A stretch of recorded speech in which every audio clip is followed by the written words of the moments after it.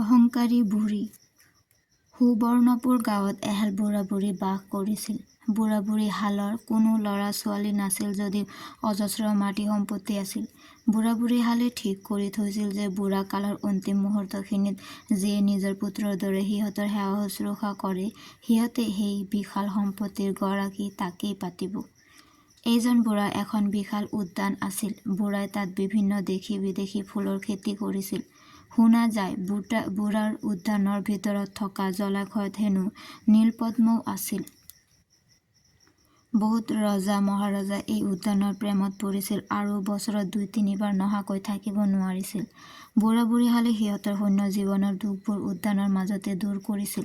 এইখন উদ্যানৰ মাজত বুঢ়াই কিছুমান সুস্বাদু ফলৰ বৃক্ষও ৰোপণ কৰিছিল।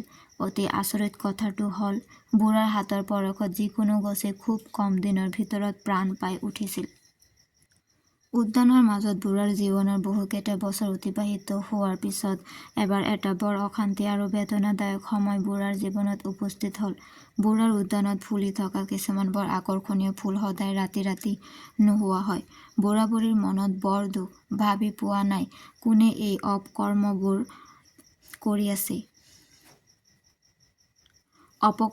কৰি আছে। বিশেষকৈ পূৰ্ণিমাৰ জোনাক নিশা এই অপকৰ্মবোৰ বেছিকৈ হয়। এই সমস্যাৰ সমাধান বিচাৰি নেপাই অৱশেষত বুঢ়াই বুঢ়ীক ক'লে, তুমি কিছু ৰাতি অকলশৰে কটাব লাগিব। তাৰ বাবে ভয় খাব নালাগে। মই চোৰ ধৰিবলৈ এটাই উপায় বিচাৰি পাইছোঁ আৰু সেইটো হ'ল গোপনে পহৰাৰ ব্যৱস্থা কৰা। মই ৰাতি ৰাতি তাত পহৰা দিম। সেই চোৰ মই হাতে লোটে ধৰিম। ধৰিব পাৰিলে মই সিহঁতক উপযুক্ত শাস্তি নিদিয়াকৈ নেৰোঁ। চাই লওঁ কৰ পানী ক'ত যায়। ইয়াকে কৈ বুঢ়াই পূৰ্ণিমা অহালৈ অপেক্ষা কৰিলে। এন্ধাৰ ৰাতি আঁতৰি গৈ আকৌ পূৰ্ণিমাৰ ফটফটীয়া জোনাক ওলাল। বুঢ়াই হাতত যাঠি জোং লৈ পহৰাত নামিল। খুব গোপনে গোপনে এই পহৰা আৰম্ভ হ'ল। সেইদিনা আছিল বৃহস্পতিবাৰ। গোটেই আকাশত তৰাই তিৰবিৰাই আছিল। পূৰ্ণিমাৰ জোনাক ভৰা জোনটোৱে তেতিয়া মুখ চাহ কৰি আছিল। বুঢ়াই কিন্তু জোনটোৰ ফালে এবাৰো চোৱা নাছিল। তেওঁৰ লক্ষ্য আছিল উদ্যানৰ ফালে। এনেতে উদ্যানৰ ভিতৰত এচাটি নিৰ্মল বতাহ আৰু উজ্জ্বল পোহৰ সোমাই আহিল। বুঢ়াই অলপ ভয় খালে যদিও আগন্তুকৰ বাবে সষ্টম হৈ থাকিল। এনেতে ৩-৪ গৰাকীমান অপূৰ্ব সুন্দৰী নাৰী খিলখিলাই হাঁহি হাঁহি তললৈ নামি আহিল। বুঢ়াই দৃশ্যটো দেখি সপোন দেখা যেন পালে। সিহঁতে উদ্যানৰ ভিতৰত উপস্থিত হৈ ধুনীয়া ধুনীয়া ফুল ছিঙাত ব্যস্ত হ'ল। বুঢ়াৰ খঙে চুলিৰ আগ পালে। বুঢ়াই সিহঁতক পলাবলৈ অকণো সুবিধা নিদিয়াকৈ সন্মুখত আহি উপস্থিত হৈ গৰজি উঠিল আৰু হাতত থকা মাছ মৰা জালখনেৰে সিহঁতক বন্দী কৰি পেলালে। উপস্থিত সকলে ভবাই নাছিল যে এনেকুৱা এটা কাণ্ড হ'ব বুলি। সিহঁতে ভেকুৰি ভেকুৰি ক'বলৈ ধৰিলে, হে আতা, তুমি আমাক যাব দিয়া। আমি এই লোকৰ নহয়। আমি পৰিলোকৰ পৰা অহা পৰিহে। আমাৰ ভুল হৈছে। ক্ষমা কৰি দিবা। বুঢ়াই পুনৰ গৰজি উঠিল, ক্ষমা অসম্ভৱ। তহঁতক মই উপযুক্ত শাস্তি দিম। কাক সুধি এই ফুল ছিঙিছ? বুঢ়াৰ কথাত পৰিহঁতৰ মাত হৰিল।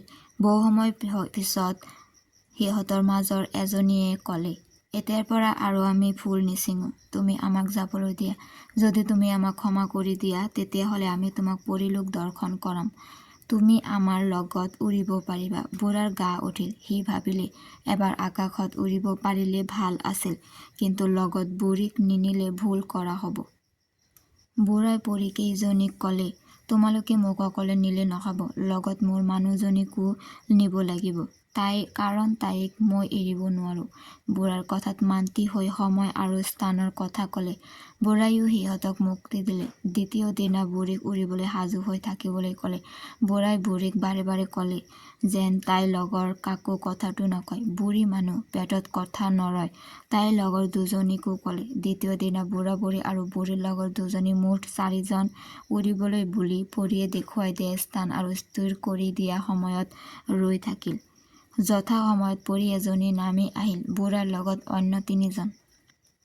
দেখি পৰিজনীয়ে উৰুৱাবলৈ অমান্তি হ'ল যদিও পিছত নেৰানেপেৰাকৈ ধৰা বাপে বুঢ়াক ক'লে যে সি তাইৰ ভৰিখনত খামোচ মাৰি ধৰিব আৰু বাকী তিনিজনো বুঢ়াৰ ভৰি দুখনত ধৰি ওলমি থাকিব।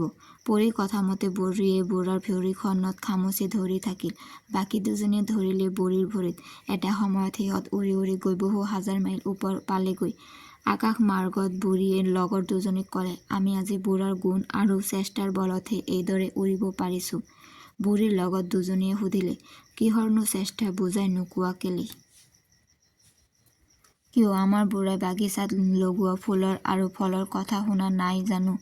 বুঢ়ীয়ে ক'লে, বুঢ়াৰ বাগিচাতনো কিমান প্ৰকাৰৰ ফুলৰ গছ আছে? লগৰ এজনীয়ে প্ৰশ্ন কৰিলে। কোনোদিনে বিদ্যালয় দেখি নোপোৱা বুঢ়ীয়ে ফুলৰ হিচাপটো আঙুলিত কৰিম বুলি বুঢ়াৰ ভৰিৰ পৰা আঁতৰাই অনাৰ লগে লগে বুঢ়ী আৰু লগৰ দুজনী ওপৰৰ পৰা তলত সৰি পৰিল। লগে লগে সিহঁত তিনিওজনীৰ প্ৰাণবায়ু উৰি গ'ল। বুঢ়ীৰ অহংকাৰে বুঢ়ীৰ বাবে কাল হ'ল।